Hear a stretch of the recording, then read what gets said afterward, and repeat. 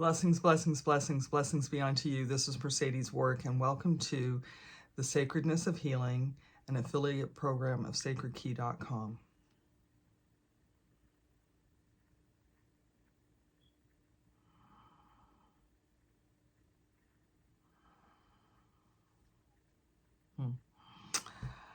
So, I'm going to talk about simplicity. One of the reasons why my book is not written is because there's a lot of moving parts, and I keep trying to whittle it down and whittle it down and whittle it down. And if I could say anything to anybody in, 2 sentences or 3 sentences or less, it would be something like this. You have the innate ability, your body has the innate ability to heal itself. I believe that our bodies, our lives, our existence has wisdom, innate wisdom. And when we put those two things together, we come into this life, into the physical life with everything we need and everything that we are to contribute and everything that we are to be blessed with, the gift of learning.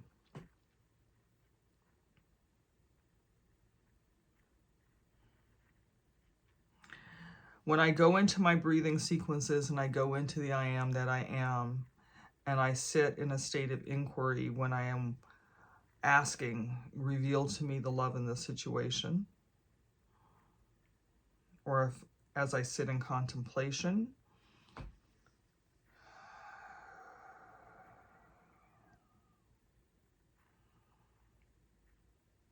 as I move into the sitting, I always know if what comes forward is guidance, because it will have a calmness to it, a peace to it.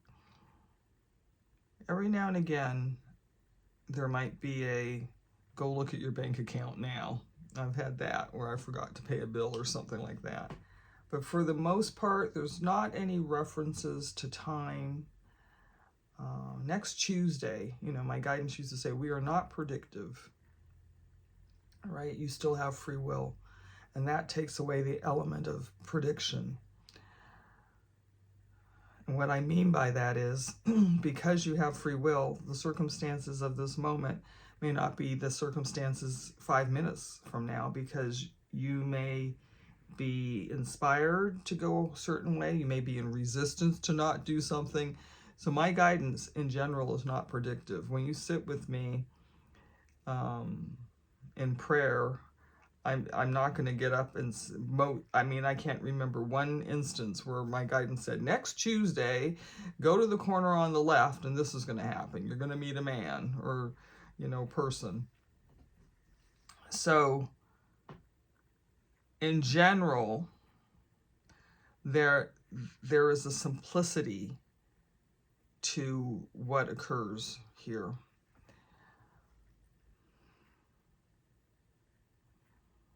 We come into a state of relaxation through the breath.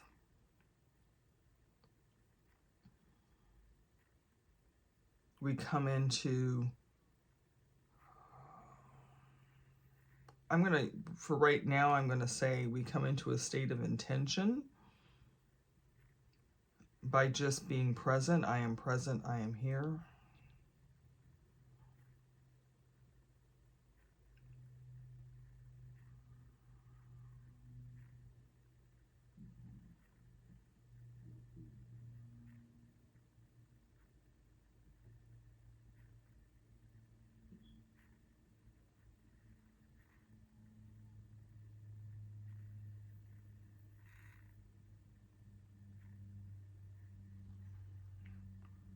We come into a place of connection by placing our hands over our heart. And sometimes I also put my hands face down on my thighs. And that tends to feel like I'm creating a circuit. There's a rhythm that comes into place when I do that.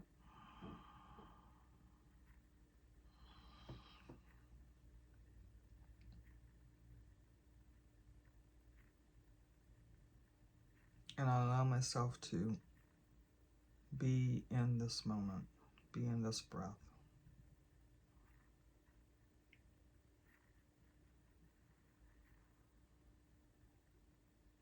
Now, I have had sensations of remembering things that sometimes are not pleasant. I allow myself to be in the sigh of release at that moment.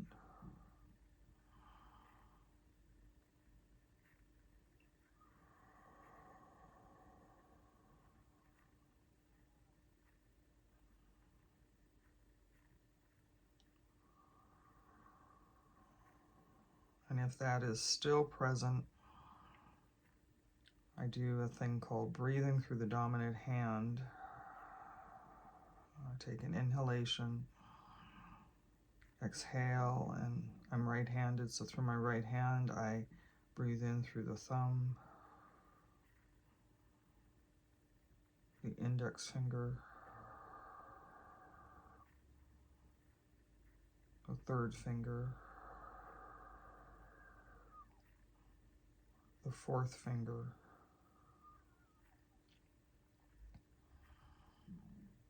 and the pinky baby finger.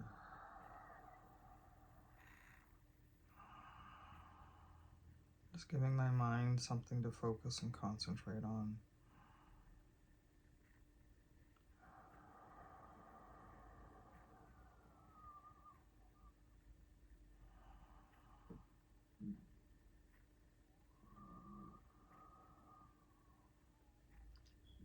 And I release the focused intention of the breath.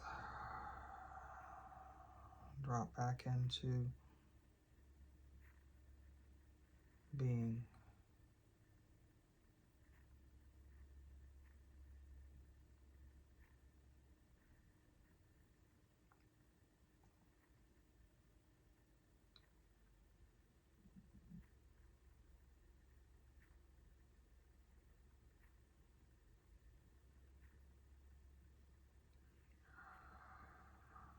The other way that I come into communion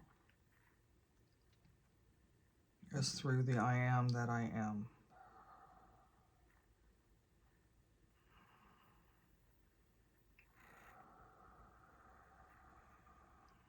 Breathe in, I am that.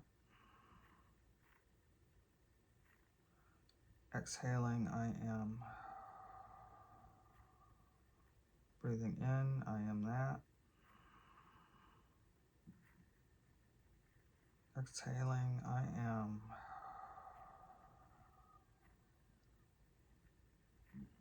Breathing in, I am that. Exhaling, I am. Going into remembering breath, in through the nose and out through the nose.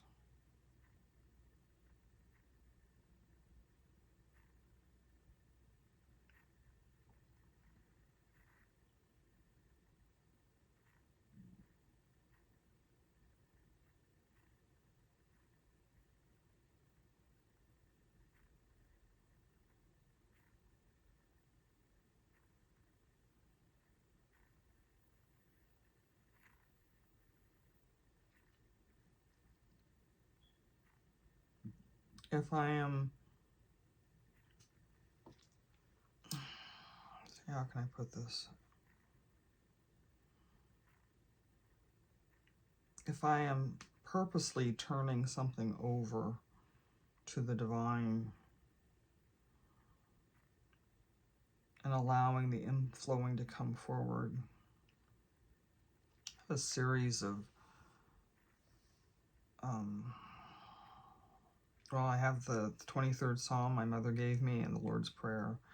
And then I have a series of wisdom keys that I have had come forward low in over this 6-year period, and I may focus on one of those. And again, it's not the whole prayer, it's not the whole 23rd Psalm. The Lord's Prayer is wonderful as well, especially if it's supply. I don't want to be saying, oh God, please bring me money, But as I stand here in the knowing of the divine, I know that all things are present and all things are possible.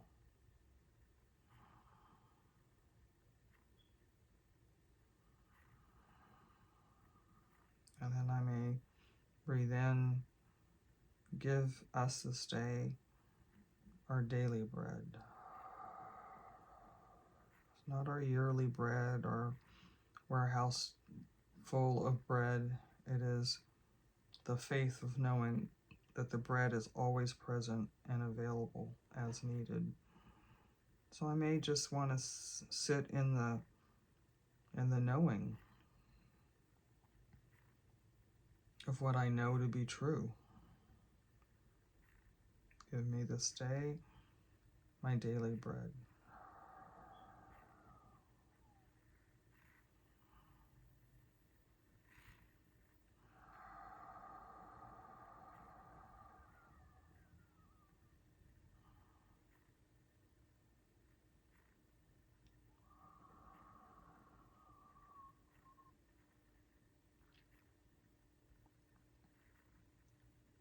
And then another example is what I call the first thought of the day. The other day I received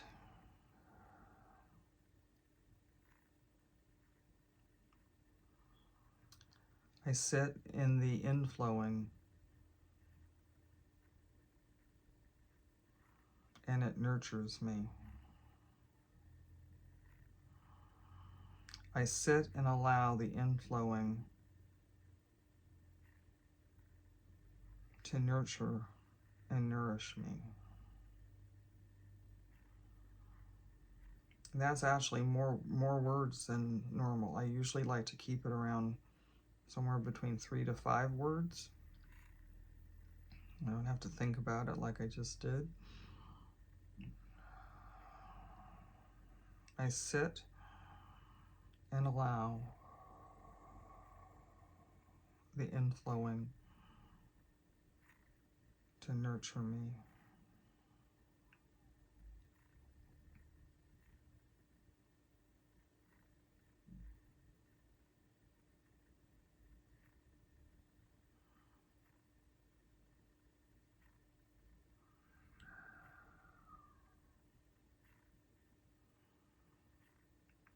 As we go in,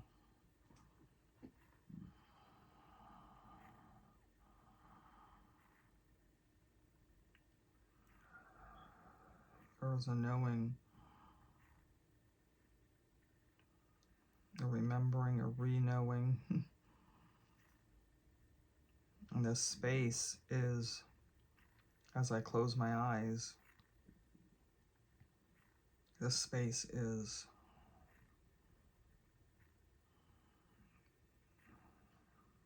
open. The Anoni Eshkena, when you close your eyes, it may be dark. There may be some light. This is not a static environment. That's the other thing. So if you see lights and different textures of the darkness and the lightness and the colors and the hues, it is to be in the presence, not to be, I wonder what that pink color means. Is that the heart chakra activating? Just be with it. Just be with it. Everything I need is present.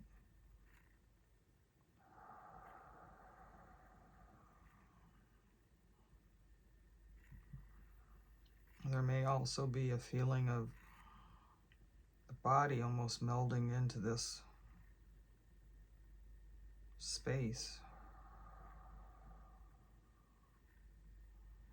I almost feel like my very essence is just floating along as part of this.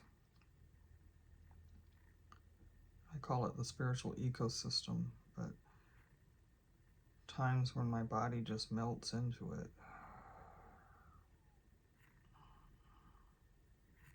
If you feel anything, breathe through the dominant hand, joy as well as sorrow.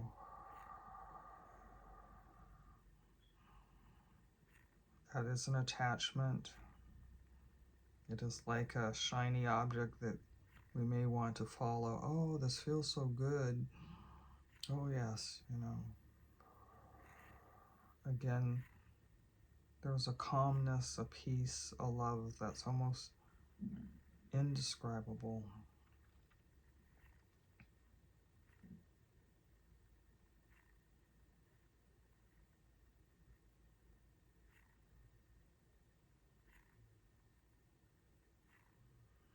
This is the communion, the sitting.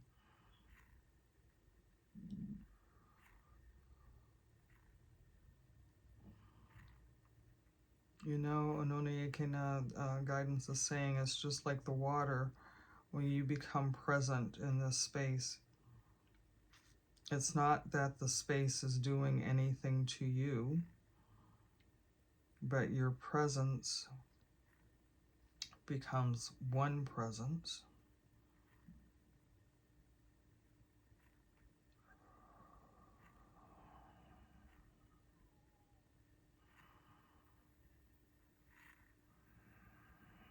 And your light becomes its light, and therefore there is only one light.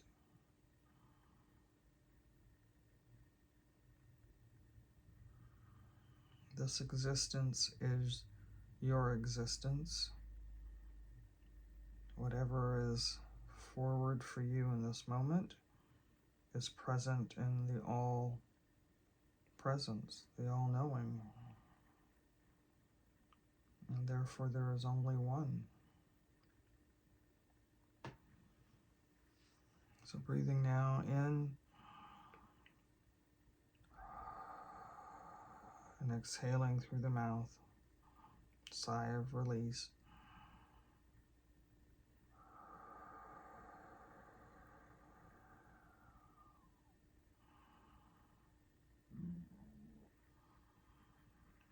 Slowly opening your eyes.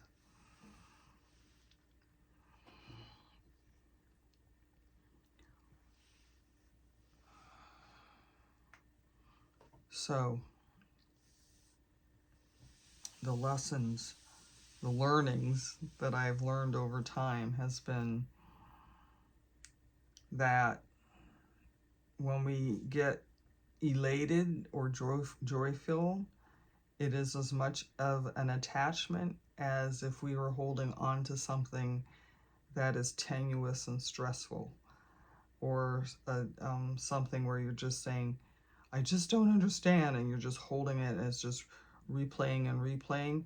That energy is an attachment, and I think we think about it as being an attachment, but we also don't think necessarily that joy is an attachment. Sure, feel the joy, feel the elation, but not sort of hook onto it so it's replaying and getting consumed. Because as we walk, and my hands have activated, I don't know if you can see, but they're very red right now. I'm sweating a little bit too. As we activate that space, there's this inner force that gets activated, and it's peaceful and calm and nurturing and nourishment. That's the other thing. It can be very spiritually nourishing.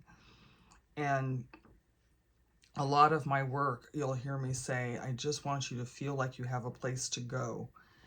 And that place to go is not necessarily dependent upon being in a prayer circle or being with a friend, because even that, I had a very, very, gosh, one of my best friends in the world, and for years, we would get together and we do the check-in, and this check-in was all the stuff that was going on, and it really got to be kind of addicting in a way. We just would do this sort of dump of the stuff, and I think back on those years, and it was just like, we could have just been in this state of, okay, let's pray together, and whatever is happening will be resolved through that communion that we do together. So that's why it gets to be so important about who you have present in your circle during these times. And it's I can't emphasize enough, because this is a spiritual space, but it is part of the integration of living and what you're going through medically as well. Because I can't tell you how many times I might have needed money for medicine or support, and the right person came along. Like one time it was a social worker, and she had a resource. I woke up and literally, this is how I got the grant for my medicine the first time. The first thought of the day when I literally, I think if I remember correctly, I just popped up. I just woke up, and it was a day, my treatment day, doctor day. And the guidance said, ask for the social worker. When I first thing, signing in, can I please, is a social worker here? Could you see if she'd have a few moments to talk with me? And I told her what the situation was, and she was like, and I think at that point, I had been going through treatment and then, paying for the visits and everything, and I was just running out of money. I mean, the bills were piling up, and I was on a payment plan, and still on that payment plan, and didn't get that paid off yet. And it just, the numbers weren't adding up. I needed to eat and pay rent and get places, and now these medical bills were starting to pile up. And she said, do you know about the grant? And I said, no. She said, well, it just opened up this morning. And I was in chemo at the time. And she went and she said, Mercedes, give me your information. She brought the clipboard and everything. She filled out the form. And before I left treatment, my chemo treatment those days were 3 hours long. Before I left treatment, I had that grant. And I can't tell you, because I think those chemo treatments were $3,000 or $4,000 a pop, and that grant took care of a huge portion of my bill and what I needed. It's sitting quietly, and I feel like,